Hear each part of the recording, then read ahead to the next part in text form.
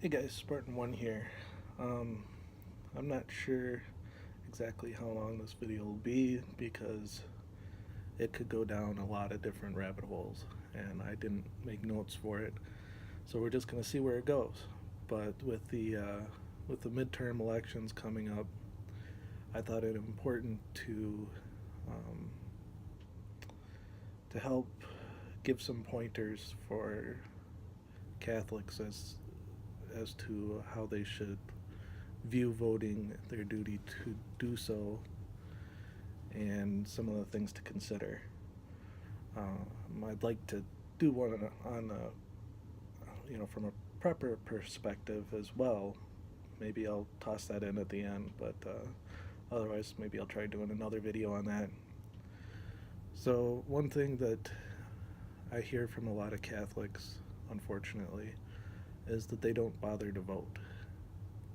That they view their duty as only to get themselves to heaven, but not to help others necessarily. They're focused specifically on themselves, and that's not completely wrong, as we can't help others get to heaven if we can't get to heaven ourselves.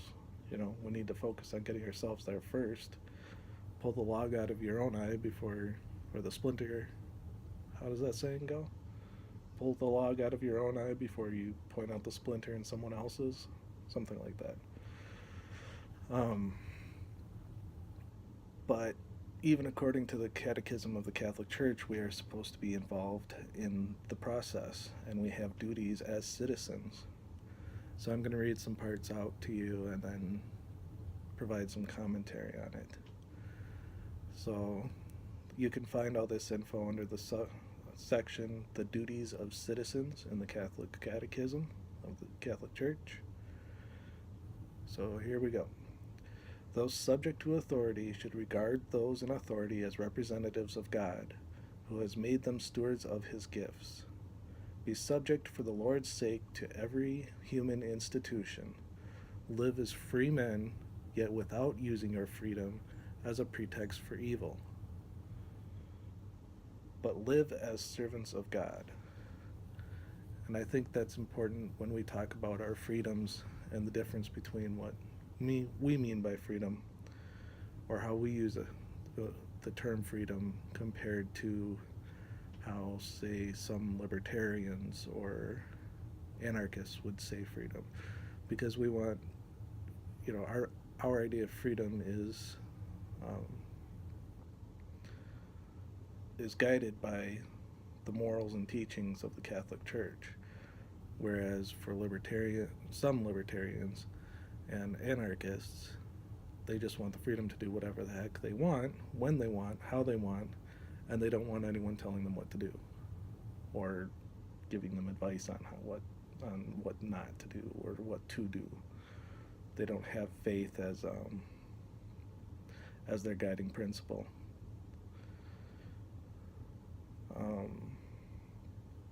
All right. Their loyal collaboration includes the right and at times the duty to voice their just criticisms of that which seems harmful to the dignity of persons and to the good of community. Thus, we should not be quiet on issues like abortion and the gay marriage and transgenderism and whatever else you can think of. Our rights to bear arms. These are all, how did they put it, harmful to the dignity of persons and to the good of the community. So we should speak up. We should let our voices be heard. And one of the best ways in our republic, we are not a democracy. People need to stop using the word democracy. We are not a democracy. We are a republic. We need to use our voices in the republic through the voting process to replace those who abuse their stewardship of what we've given them under God's permission. Remember, they all take an oath to defend the Constitution, which is the supreme law of the land, and the only way to interpret the Constitution is through the Declaration of Independence and the writings and thoughts of the Founding Fathers. None of this, it's a living, breathing document garbage. It's not. It was put in place with specific ideas for specific purposes for government by, for, and of the people. Moving on, it is the duty of citizens to contribute, along with the civil authorities, to the good of society in a spirit of truth, justice, solidarity, and freedom. The love and service of one's country follow from the duty of gratitude and belong to the order of charity. Submission to legitimate authorities and service of the common good requires citizens to fulfill their roles in the life of the political community. There it is. You have the duty, not only as an American citizen, but also as a Catholic, to take part in the political community. Submission to authority and co-responsibility for the common good make it morally obligatory to pay taxes, to exercise the right to vote, and to defend one's country. Now, we can argue about the constitutionality of taxes, but as Catholics, we can't just say, well, it's not constitutional, so therefore I'm just not going to pay my taxes. That's not one of our ways to address the problem. We still have to pay the taxes, but we can vote those people who are abusing those taxes, or their right, or not their right, but what they view as their job to collect money from you and I by pointing a gun at our heads and saying pay taxes or else. But we still do have the duty to pay those taxes for the time being anyways. And again, then we need to exercise our right to vote and to defend our country. Pay to all of them their dues, taxes to whom taxes are due, revenue to whom revenue is due, respect to whom respect is due, honor to whom honor is due. Give to Caesar what is Caesar's, and to God what is God's.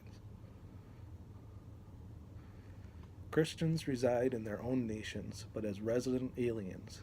They participate in all things as citizens, and endure all things as foreigners. They obey the established laws, and their way of life surpasses the laws. So noble is the position to which God has assigned them that they are not allowed to desert it. The apostle exhorts us to offer prayers and thanksgiving for kings and all who exercise authority, that we may lead a quiet and peaceable life, godly and respectful in every way. And here's where we get into some of the controversial points when deciding how to vote and what's important when we vote, concerning things like immigration and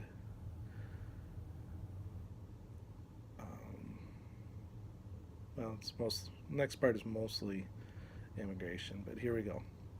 Political authorities, for the sake of the common good for which they are responsible, may make the exercise of the right to immigrate subject to various judicial conditions, especially with regard to immigrants' duties toward their country of adoption. Immigrants are obliged to respect with gratitude the material and spiritual heritage of the country that receives them, to obey its laws, and to assist in carrying civic burdens. That is the exact opposite definition of illegal immigration. Now, when law-abiding immigrants come, I'm not sure what it is now, but it used to be that they had to take a class. They had to learn English, they had to learn a general civics course as to what their duties would be according to being a citizen, such as the right to vote and taking part in that process. the history of the nation. I don't think they do that anymore, but it would solve a lot of problems if they did. Now, a lot of these so-called immigrants who come here illegally and these supposed refugees that we are bringing in from Muslim countries are not here to assimilate and become Americans. They are trying to escape or, depending on your point of view, invade the country to set up their own little conclaves or societies and bringing their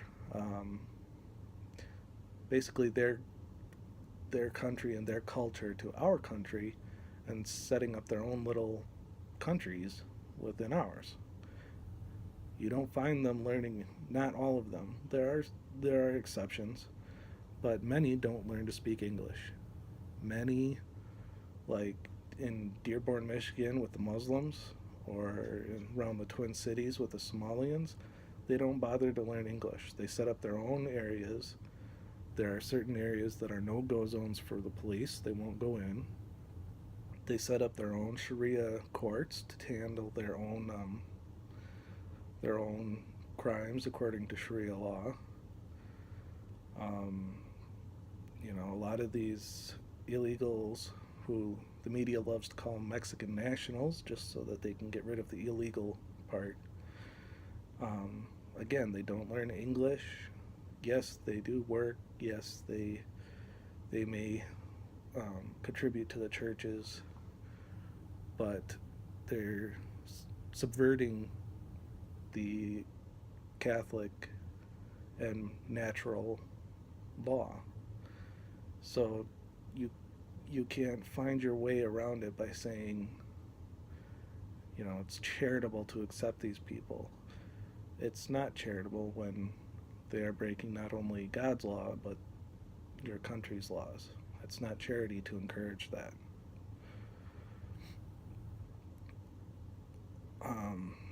Moving on. Let's see. The citizen is obliged in conscience not to follow the directives of civil authorities when they are contrary to the demands of the moral order, to the fundamental rights of persons, or the teachings of the gospel. Refusing obedience to civil authorities when their demands are contrary to those of an upright conscience finds its justification in this distinction between serving God and serving the political community. Render therefore to Caesar the things that are Caesar's, and to God the things that are God's. We must obey God rather than men. That's all in the Catechism. When citizens are under the oppression of a public authority which oversteps its competence, they should still not refuse to give or to do what is objectively demanded of them by the common good, but it is legitimate for them to defend their own rights and those of their fellow citizens against the abuse of this authority within the limits of the natural law and the law of the gospel. We are given the right to protect ourselves and our fellow men. This is why, as we are under the oppression of our government when it comes to abortion and to the gay community,